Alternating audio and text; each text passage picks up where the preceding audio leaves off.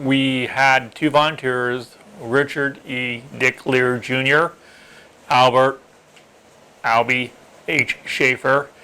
They were both long-time volunteers at the museum.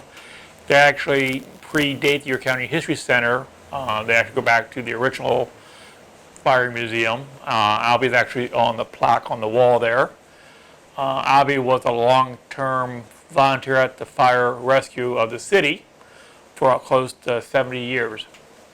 Dick was an active volunteer, was on the department for about 6 years, and then he transitioned to a physician assistant. The reason that they were nominated for this award is for inspiration. I believe both gentlemen portrayed that spirit.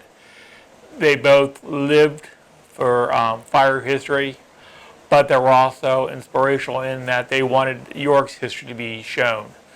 They primarily were fire, but they would tell stories of York in the 40s, 50s, 60s, 70s, the changes they've seen. In the same vein, when Lila was involved with the York County History Center and the Librarian for many, many years, whenever you go to the library, she actually got involved. She got people interested. She was willing to go above and beyond to pull information out to help people find what they're looking for. That's the way both Albie and Dick operated. They wanted people, an artifact, to bring something alive that would make people think. And over the years, both received cards in the mail from people saying they enjoyed the tour and what they learned made them think about other stuff. And then made them feel positive and empowered. Dick was a very good tour guide. As he walked around the museum, he brought the artifacts alive. He drove the 58, which his nickname is the milk truck. He remembered the riots going out in the ambulance. People would go, riots? There weren't riots in New York.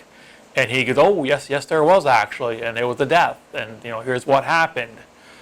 Albie had great stories about fire history, but one of his stories that brought stuff like a circle of life type thing is when he was a high school person, he was dating a young lady, and they would walk from school up to a industrial complex. And that industrial complex is now known as the Agricultural Industrial Museum. So when he would go into that building, he had fond memories of meeting his future father-in-law, seeing the building alive with activities. And now he saw it as a museum, which made him feel positive in that it just wasn't an abandoned building. One of the comments Dick would make towards the end of the tour is one of our taglines, your history starts here.